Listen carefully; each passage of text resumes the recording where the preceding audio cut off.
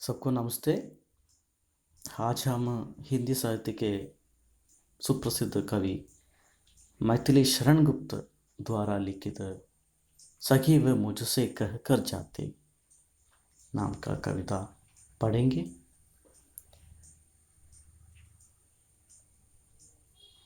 इसके पहले हमें मैथिली शरण गुप्त के बारे में और गौतम बुद्ध के बारे में जानना है। मैथिली शरण गुप्त हिंदी साहित्य के जाने माने कवि हैं। वो हिंदी साहित्य में राष्ट्र कवि नाम से जाना जाता है। उनका जन्म 1943 में चिरगांव जिला झांसी में हुआ था। उन्हें भारत सरकार ने पद्म भूषण की उपाधि से विभूषित किया था। 1954 में पद्म भूषण उन्हें प्राप्त हुआ था।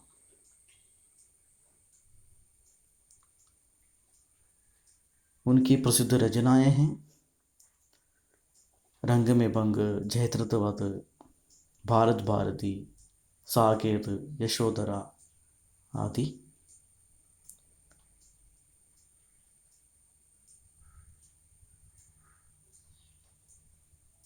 भारत भारती उनकी एक प्रसिद्ध रचना है। उसमें उन्होंने देश प्रेम चित्रित किया है।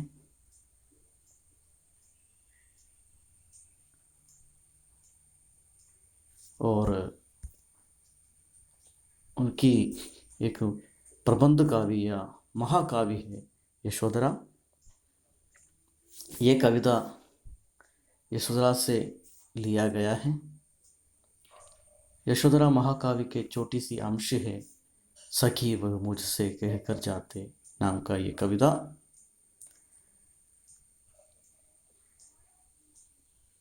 इसका यानी यशोधरा महाकाव्य का प्रकाशन वर्ष 1933 ईस्वी में है। मैथिली शरण गुप्त की छोटे भाई सियाराम शरण गुप्त के अनुरोध करने पर मैथिली शरण गुप्त ने ये पुस्तक लिखी थी। इसमें उन्होंने गौतम बुद्ध के गृह त्याग की कहानी को केंद्र में रखकर ये महाकाव्य लिखा गया है। इसमें गौतम बुद्ध की पत्नी यशोधरा की विरहजन्य पीड़ा को विशेष रूप से महत्व दिया गया है।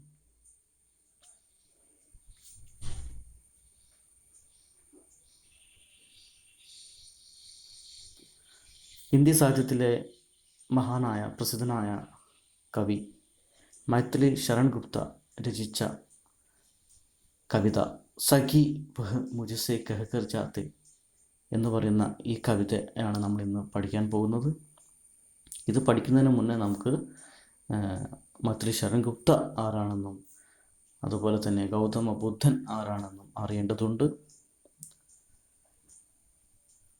मैथिली शरण गुप्त हिंदी സാഹിത്യത്തിലെ രാഷ്ട്രകവി എന്ന പേരിലാണ് അറിയപ്പെടുന്നത്. അദ്ദേഹത്തിന് ഈ പേര് നൽകിയത് നമ്മുടെ രാഷ്ട്രപിതാവായ മഹാത്മാഗാന്ധിയാണ്.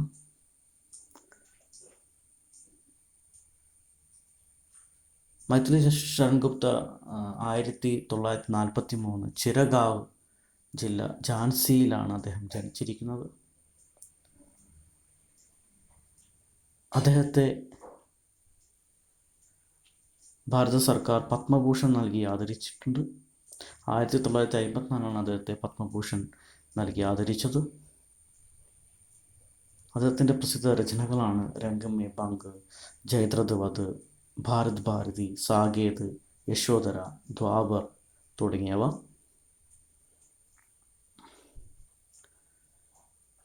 യശോധര എന്ന് പറയുന്നത് അദ്ദേഹത്തിൻ്റെ മഹാകാവ്യം അല്ലെങ്കിൽ പ്രബന്ധകാവ്യമാണ്. അതിൽ നിന്നെടുത്ത ചെറിയ അംശമാണ് സഖി വഹ് മുझसे कहकर जाते എന്ന് പറയുന്ന ഈ കവിത. അദ്ദേഹത്തിൻ്റെ മഹാകാവ്യമായ യശോധര അതിൻ്റെ പ്രകാശന വർഷം 1933 ഈസ്വിയിലാണ്. അദ്ദേഹത്തിൻ്റെ സഹോദരൻ സിയാറാം ശരൺഗുപ്തൻ്റെ റിക്വസ്റ്റ് പ്രകാരമാണ് അദ്ദേഹം ഈ പുസ്തകം എഴുതിയിരിക്കുന്നത്. ഈ മഹാകാവ്യത്തിലൂടെ അദ്ദേഹം ഗൗതമ ബുദ്ധൻ്റെ തൻ്റെ കുടുംബത്തെയും തൻ്റെ നാടിനെയൊക്കെ വിട്ടിട്ട്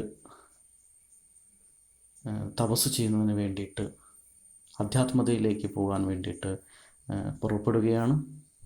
അതുപോലെ തന്നെ ഗൗതമ ബുദ്ധൻ്റെ പത്നിയായ യശോധരായുടെ വിരഹവേദനയും, സ്നേഹം നിറഞ്ഞ വിരഹവേദനയുമാണ് ഇതിൽ കൊടുത്തിരിക്കുന്നത്.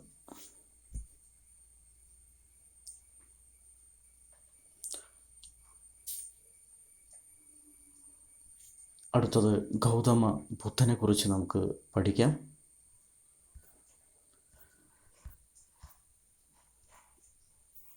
गौतम बुद्ध का जन्म लुम्बिनी नेपाल में 563 में ईसा पूर्व हुआ था. गौतम बुद्ध बौद्ध धर्म के प्रवर्तक थे. उनके पिता का नाम शुद्धोधन सिद्धार्थ राजा था और माता का नाम महामाया या माया देवी थी. उनका जन्म शाक्य गणराज्य की राजधानी कपिलवस्तु के निकट लुम्बिनी में हुआ था. वह बचपन में राजकुमार सिद्धार्थ के नाम से जाना जाता था. 35 वर्ष की आयु में उन्हें ज्ञान की प्राप्ति हुई थी.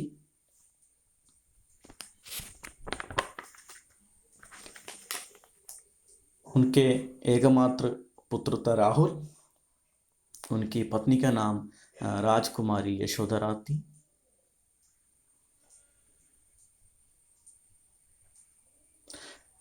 सत्रह वर्षीय आयु में उनका विवाह हुआ था. उन्हें राजकाम में कोई मन नहीं था, इसलिए संन्यास के लिए चला गया था. कठोर साधना करने के लिए या तपस्या करने के लिए जंगल की ओर निकल पड़ा.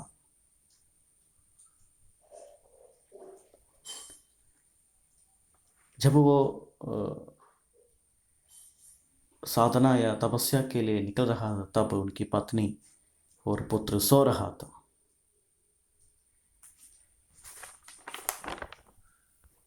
ये सब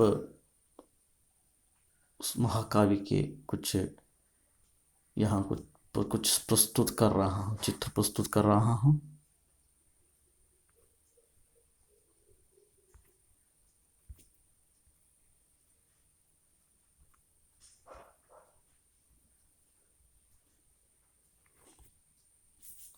ഗൗതമ ബുദ്ധൻ നേപ്പാളിലെ ലുംബിനി എന്ന് പറയുന്ന സ്ഥലത്ത് 563 ഇസ്വി പൂർവ്വ, അതായത് ബിഫോർ ക്രിസ്റ്റിന് മുമ്പാണ് അദ്ദേഹം ജനിച്ചത്. അദ്ദേഹം ബുദ്ധമതത്തിൻ്റെ പ്രവർത്തകനായിരുന്നു. അദ്ദേഹത്തിൻ്റെ പിതാവിൻ്റെ പേര് ശുദ്ധോധൻ സിദ്ധാർത്ഥ് എന്നായിരുന്നു. അദ്ദേഹം ഒരു രാജാവായിരുന്നു. രാജകുടുംബത്തിലാണ് അദ്ദേഹം ജനിച്ചത്. അദ്ദേഹത്തിൻ്റെ മാതാവിൻ്റെ പേര് മായ അല്ലെങ്കിൽ മായാദേവി എന്നായിരുന്നു. ചെറുപ്പത്തിൽ അദ്ദേഹത്തെ സിദ്ധാർത്ഥ് എന്ന പേരിലാണ് വിളിച്ചിരുന്നത് അല്ലെങ്കിൽ അറിയപ്പെട്ടിരുന്നത്.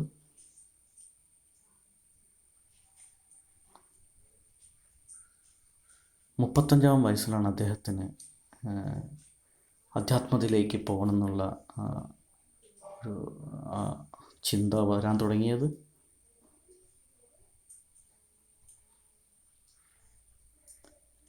അദ്ദേഹം ഈ ലോകത്തെ എല്ലാം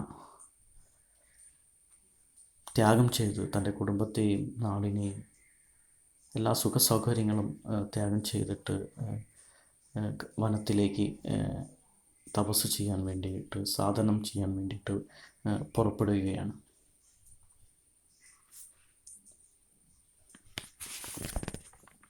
അദ്ദേഹത്തിൻ്റെ പത്നിയുടെ പേര് യശോധര.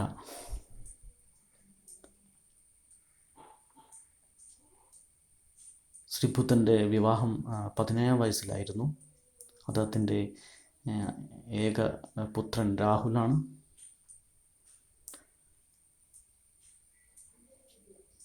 ഗൗതം ബുദ്ധന് രാജകാര്യങ്ങളിൽ, അതായത് കൊട്ടാരത്തിലെ എല്ലാ സുഖ സൗകര്യങ്ങളിലും ഒന്നും ഒരു മനസ്സുണ്ടായിരുന്നില്ല. അദ്ദേഹം എല്ലാം ത്യാഗം ചെയ്തിട്ടാണ് പുറപ്പെടുന്നത്. ഈശ്വരൻ്റെ ചിന്തയുമായിട്ടാണ് അദ്ദേഹം പുറപ്പെടുന്നത്. അപ്പോൾ ഇത്രയുമാണ് മൈഥിലി ശരൺ ഗുപ്തയെ പറ്റിയും അതുപോലെ ബുദ്ധനെ പറ്റിയും നമുക്ക് അറിയാനുള്ളത്. ഇനി നമുക്ക് നേരെ കവിതയിലേക്ക് പോകാം.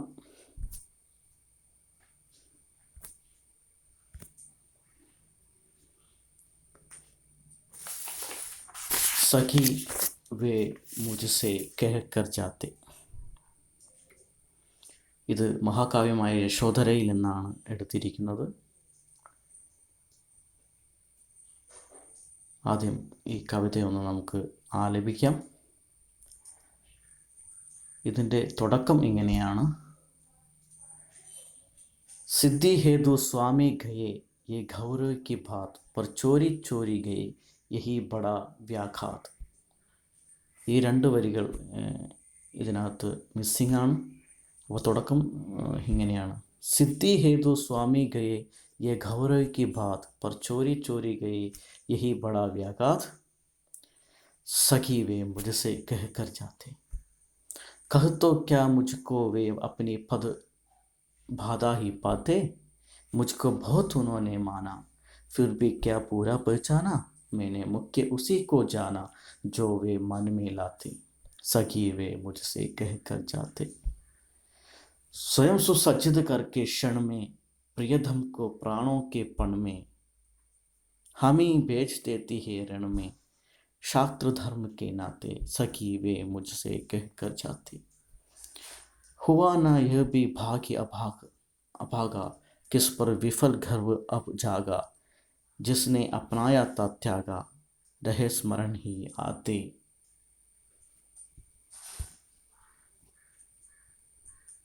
सखी वे मुझसे कह कर जाते. नयन उन्हें हैं निष्ठुर कहते, पर इनसे जो आंसू बहते. सदैव हृदय वे कैसे कहते, गए तरस ही गाते. सखी वे मुझसे कह कर जाते. जाए सिद्धि पावे वे सुख से, दुखी ना हो इस जन के दुख से. उभालंबधु में किस मुख से, आज अधिक वे भाते. सखी वे मुझसे कह कर जाते. गए लौट भी वे आवेंगे, कुछ अपूर्व अनुभव लावेंगे. रोते प्राण उन्हें पावेंगे, पर क्या गाते गाते. सखी वे मुझसे कह कर जाते.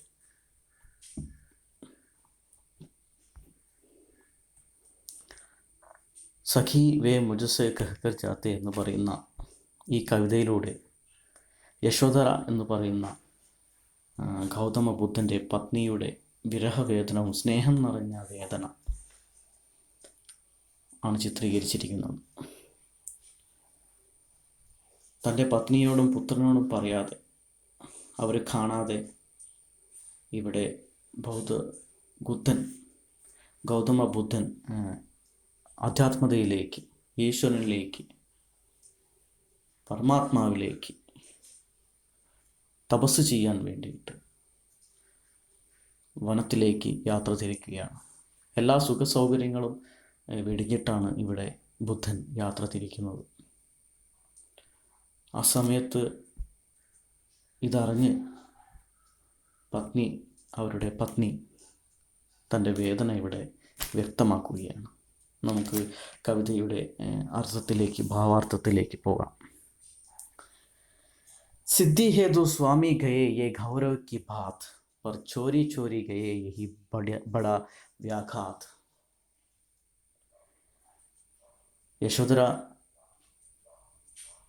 പറയുകയാണ്, എന്തോ സിദ്ധി നേടാൻ വേണ്ടിയിട്ട് തൻ്റെ സ്വാമി, തൻ്റെ പതി, തൻ്റെ ഭർത്താവ് പുറപ്പെട്ടിരിക്കുകയാണ്.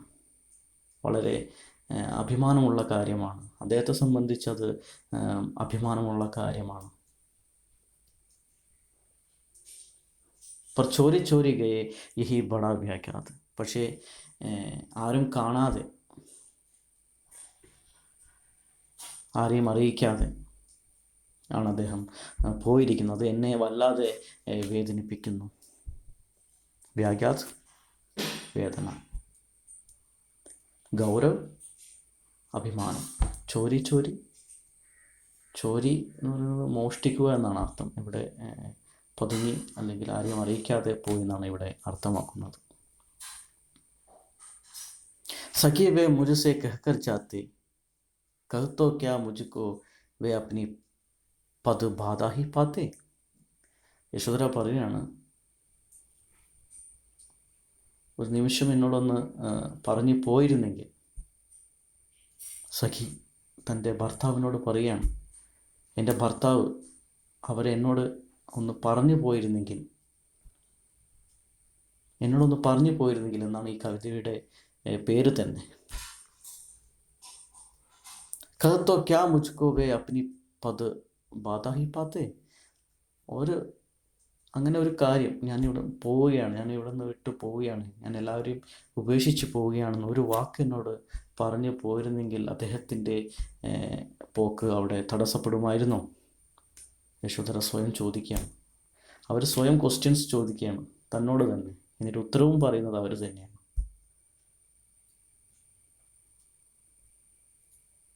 मुझको बहुत उन्होंने माना, फिर भी क्या पूरा पहचाना. അവരെന്നെ ഒരുപാട് സ്നേഹിച്ചിരുന്നു, അവർക്ക് എന്നെ ഒരുപാട് മനസ്സിലായതുമാണ്. പക്ഷെ അവർ കംപ്ലീറ്റ് മനസ്സിലാക്കിയിട്ടുണ്ടോ എന്നെനിക്ക് സംശയമാണ്. അങ്ങനെ മനസ്സിലാക്കിയിട്ടുണ്ടെങ്കിൽ അദ്ദേഹം എന്നോട് പറഞ്ഞേ പോകുമായിരുന്നുള്ളൂ. മുജ്കോ ബഹുത് ഉन्होंने माना, फिर भी क्या पूरा पहचाना. അവരെന്നെ ഒരുപാട് അംഗീകരിച്ചിട്ടുണ്ട്. മാന, അംഗീകരിക്കുക, അതായത് സ്നേഹിക്കുക. ഒരുപാട് അവരെ സ്നേഹിച്ചിട്ടുണ്ട്, എല്ലാ ആഗ്രഹങ്ങളും സാധിച്ചു കൊടുത്തിട്ടുണ്ട്. പക്ഷെ അവർ സ്വയം ചോദിക്കുകയാണ്, യശോധര സ്വയം തന്നോട് തന്നെ ചോദിക്കുകയാണ്, അവർ കംപ്ലീറ്റ് പൂരാ പഹച്ചാന, കംപ്ലീറ്റായിട്ട് അവരെ തിരിച്ചറിഞ്ഞിട്ടുണ്ടോ? തിരിച്ചറിഞ്ഞിരുന്നെങ്കിൽ, അവരെ സ്നേഹം മനസ്സിലാക്കിയിരുന്നെങ്കിൽ ശ്രീബുദ്ധൻ, ഗൗതമ ബുദ്ധൻ അവിടുന്ന് പോകില്ലായിരുന്നു, അല്ലെങ്കിൽ പറയാതെ പോകില്ലായിരുന്നു. मैंने मुख्य उसी को जाना जो वे मन में लाते, सखी वे मुझसे कह कर जाते. ഞാൻ അദ്ദേഹത്തിൻ്റെ മനസ്സിലുള്ള, അദ്ദേഹത്തിൻ്റെ ഹൃദയത്തിലുള്ള എല്ലാം മനസ്സിലാക്കിയതാണ്, എല്ലാം മനസ്സിലാക്കി ജീവിച്ചതാണ് അദ്ദേഹത്തിൻ്റെ കൂടെ. അപ്പോൾ അദ്ദേഹവും തിരിച്ചും എന്നോട് അങ്ങനെ കാണിക്കണ്ടേ എന്നാണ് അവർ സ്വയം ചോദിക്കുന്നത്. ഒരു നിമിഷം അല്ലെങ്കിൽ ഒന്ന് അവരെന്നോട് പറഞ്ഞു പോയിരുന്നെങ്കിൽ. സ്വയം സുസജ്ജിത് കർക്കെ ക്ഷണമേ प्रियतम को प्राणों के पण में हामी बेच देती है रण में, छात्र धर्म के नाते सगी वे मुझसे कह कर जाते. ഞങ്ങൾ ക്ഷത്രിയ യുവതികളാണ്. നമുക്കറിയാം, പണ്ട് കാലത്ത് യുദ്ധമൊക്കെ നടന്നിരുന്ന കാലത്ത് രാജാക്കന്മാർ അവരുടെ പത്നികൾ അവരെ വളരെ സന്തോഷത്തോടു കൂടി കുറിയൊക്കെ ഇട്ട് കൊടുത്തിട്ടാണ് യാത്ര തിരിക്കാറ്. അന്നത്തെ സ്ത്രീകളൊക്കെ ക്ഷത്രിയ യുവതികളായിരുന്നു. അതായത് വളരെ ധൈര്യമുള്ള, മാനസികമായിട്ടും ശാരീരികമായിട്ടും ഒക്കെ നല്ല ബലമുള്ള സ്ത്രീകളായിരുന്നു. അന്ന് അഥവാ യുദ്ധം ചെയ്ത് തിരിച്ച് വരാതിരിക്കുകയോ മറ്റോ ചെയ്താൽ അന്നത്തെ സ്ത്രീകൾ കിണറ്റിൽ ചാടുകയോ അല്ലെങ്കിൽ ചിതയിലേക്ക് ചാടി മരിക്കുകയോ ഒക്കെ ചെയ്തിരുന്നു. അപ്പോൾ ഇവിടെയും യശോധര പറയാണ്, ഞങ്ങൾ ക്ഷത്രിയ യുവതികളാണ്, ഞങ്ങൾക്ക് ധർമ്മം ആണ് ഏറ്റവും വലുത്. എല്ലാം റെഡിയാക്കി വെച്ചേനെ. സ്വയം സുസജ്ജിത്, എല്ലാം സജ്ജമാക്കിയേനെ. ഈ ഒരു നിമിഷം പ്രിയതമക്കൊപ്പാണ്, അതായത് പ്രിയതമിൻ്റെ ജീവനാണ് എല്ലാത്തിനും വലുത് ഞങ്ങൾക്ക്. ഞങ്ങൾ തന്നെ അങ്ങനെയാണ്, അതിൻ്റെ പാരമ്പര്യം, ഞങ്ങളുടെ പാരമ്പര്യം അല്ലെങ്കിൽ ഞങ്ങളുടെ പരമ്പര തന്നെ അങ്ങനെ തന്നെയാണ്. ഞങ്ങൾ ക്ഷത്രിയ യുവതികളാണ്. ഞങ്ങളെ ഹസ്ബൻഡ്സിനെ എല്ലാ അറേഞ്ച്മെൻറ്റും ചെയ്തിട്ടാണ് വിടാറ്. എങ്ങോട്ട് പോവുകയാണെങ്കിലും എന്താണോ ഭർത്താക്കന്മാരോ അല്ലെങ്കിൽ ഹസ്ബൻഡ്സിൻ്റെ ആവശ്യം അത് സാധിച്ചു കൊടുത്തിട്ട് ശീലമുള്ളൂ. പരമ്പരാഗതമായിട്ട് തന്നെ ഞങ്ങൾ ധൈര്യമുള്ള കൂട്ടത്തിലാണ്. ഹമേ ബേച്ച് ദത്തി ഹരണം, യുദ്ധഭൂമിയിലേക്ക് ഞങ്ങൾ തന്നെയാണ് അയക്കാറ്, ക്ഷത്രിയ ധർമ്മം പാലിക്കാൻ വേണ്ടിയിട്ട്. ശാസ്ത്രധർമ്മക്കിനകത്തെ എന്ന് പറഞ്ഞാൽ ക്ഷത്രിയ ധർമ്മം പാലിക്കാൻ വേണ്ടിയിട്ടാണ് ഞങ്ങളത് ചെയ്യാറ്. സഖി വേ മുझसे कह कर जाते, ഒന്ന് സഖി, എൻ്റെ പ്രാണനായ എൻ്റെ ഭർത്താവ് ഒന്ന് പറഞ്ഞു പോയിരുന്നെങ്കിൽ. हुआ ना यह भी भागी अभागा, किस पर विफल गर्व अब जागा, जिसने अपनाया था त्यागा, रहे स्मरण ही आते, सखी वे मुझसे कह कर जाते. എൻ്റെ ഭാഗ്യം പോലും തകർന്നിരിക്കുകയാണ് ഇവിടെ.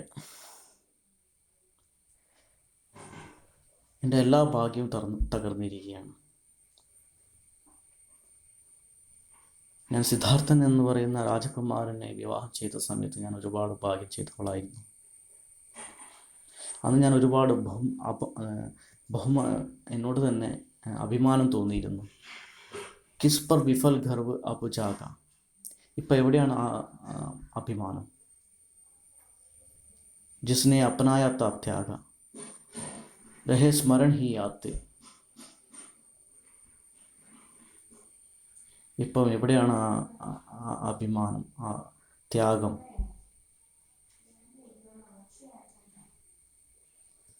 സഖി വേ മുझसे कह कर जाते, ഒന്ന് അവർ പറഞ്ഞു പോയിരുന്നെങ്കിൽ. ആരാണോ എന്നെ സ്വന്തമാക്കിയത് അവർ തന്നെ എന്നെ ഉപേക്ഷിച്ച് പോയിരിക്കുകയാണ്. അതാണ് ഇതിൻ്റെ അർത്ഥം. ജിസ്നെ അപ്പനായാത്ത ത്യാഗ, രഹേ സ്മരൺ ഹി ആത്തെ, സഖി വേ മുझसे कह कर जाते. ഇപ്പം എനിക്ക് അഭിമാനിക്കേണ്ട ഒരു കാര്യവുമില്ല. പണ്ട് ഞാൻ ഒരുപാട് അഭിമാനം കൊണ്ടിരുന്നു.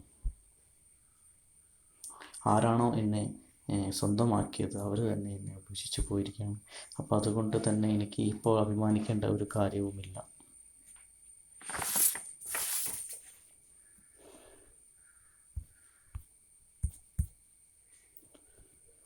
नयन उन्हें है निष्ठुर कहते, पर इनसे जो आंसू बहते, सदैव हृदय वे कैसे सहते, गए तरस ही काते, सखी वे मुझसे कह कर जाते.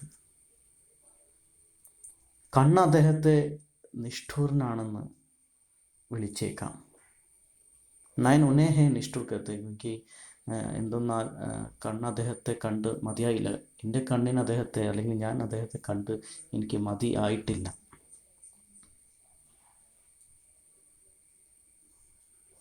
पर इनसे सो आंसू बहते, सदैव हृदय वे कैसे सहते.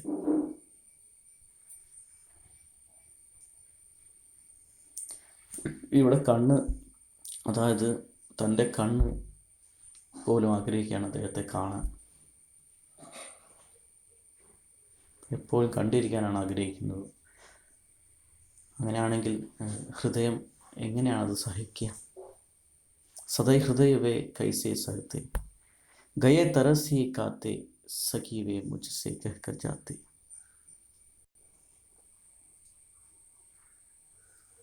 ദയ, തറസ് എന്ന് പറഞ്ഞാൽ ഇവിടെ ദയയാണ്. അതായത് നമ്മുടെ ശ്രീ ബുദ്ധൻ, ഗൗതമ ബുദ്ധൻ വളരെ ലോലഹൃദയമുള്ള ആളാണ്. അപ്പോൾ അദ്ദേഹം എൻ്റെ ഈ ദുഃഖം മനസ്സിലാക്കിയിരുന്നെങ്കിൽ അദ്ദേഹം ഒരിക്കലും പോകില്ലായിരുന്നു. അദ്ദേഹത്തിന് ഒരു വിഷമവും സഹിക്കാൻ പറ്റുന്ന ആളല്ല.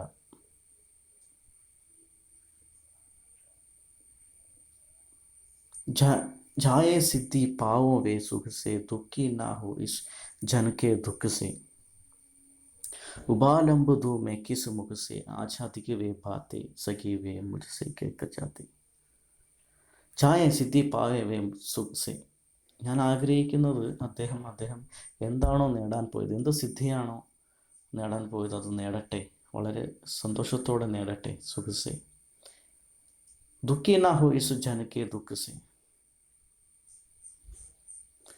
ഒരു കാരണം കൊണ്ടും അദ്ദേഹം ദുഃഖിതനാവാൻ പാടില്ല. ഉപാലംബ ധൂം മേ കിസ് മുഖസേ. അഥവാ എല്ലാം നേടി അദ്ദേഹം തിരിച്ചു വരികയാണെങ്കിൽ ഉപാലംബ് മീൻസ് ഷിക്കായത് കർണ, കംപ്ലൈൻറ്റ്. ഞാൻ എന്ത് മുഖം കാണിച്ചിട്ടാണ്, ഞാൻ എങ്ങനെയാണ് അദ്ദേഹത്തെ കംപ്ലൈൻറ്റ് ചെയ്യുക? ആജ് അധിക വേ ബാത്തെ മേരെ ദുഃഖ് സെ ഉനെ ദുഃഖ് നഹി ഹോത്ത. എൻ്റെ ദുഃഖം കൊണ്ട് ഒരിക്കലും അദ്ദേഹത്തിന് ദുഃഖം വരില്ല. അദ്ദേഹം മോക്ഷപ്രാപ്തിക്ക് വേണ്ടിയിട്ട് ഉള്ള യാത്രയിലാണ്. അദ്ദേഹം പോകട്ടെ, അദ്ദേഹം മോക്ഷം നേടട്ടെ.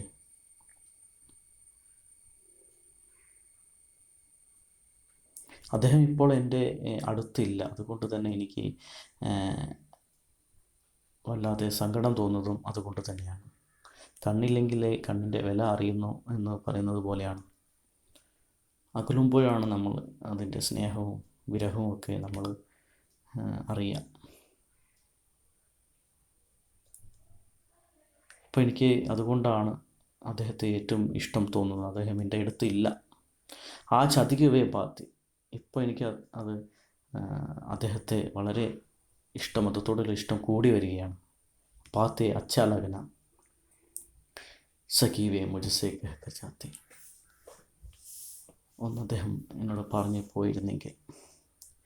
കയെ ലൗട്ട് ബി വേ ആവേങ്കി, കുച്ച് അപൂർവ അനുഭവം ലാവേങ്കി, रोते प्राण उन्हें पावेंगे, पर क्या गाते गाते सखी वे मुझसे कहकर जाते. चले गए हैं, अगर लौट कर आएंगे तो रोते हुए ही वह देखेंगे, अगर कहकर जाते तो दिल को थोड़ा ठंडक मिलता. അദ്ദേഹം പോയി തിരിച്ച് എന്തായാലും വരുമ്പോൾ അദ്ദേഹം എന്താണോ നേടിയത് അതുമായിട്ടാണ് അദ്ദേഹം വരിക. कुछ अपूर्व അനുഭവം ലാവേങ്കി, റോത്തെ പ്രാൺ ഉന്നെ പാവേങ്കി.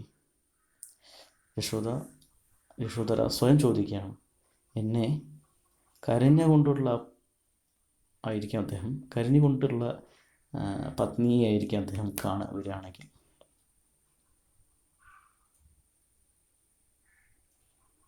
ഒന്ന് അദ്ദേഹം പറഞ്ഞു പോയിരുന്നെങ്കിൽ എൻ്റെ മനസ്സിന്, ഹൃദയത്തിന് കുറച്ച് ആശ്വാസം കിട്ടിയേനെ. ഇവിടെ മൈഥിലി ശരൺഗുപ്ത ഗൗതമ ബുദ്ധൻ്റെ പത്നിയായ യശോധരയുടെ വേദന, വിരഹവേദനയാണ്. തൻ്റെ ഹസ്ബൻഡിനെ അകന്ന് നിൽക്കുന്നതിൻ്റെ ആ വേദന, അതും പറയാതെ പോയതിൻ്റെ വേദന. അതാണ് ഇടയ്ക്കിടയ്ക്ക് സഖീവേ മുജസേ കഹ്കർ ജാത്തെ എന്ന് ആവർത്തിച്ച് ഇവിടെ പറയുന്നത്. ഒന്ന് പറഞ്ഞു പോയിരുന്നെങ്കിൽ എന്നാണ് അതിൻ്റെ അർത്ഥം.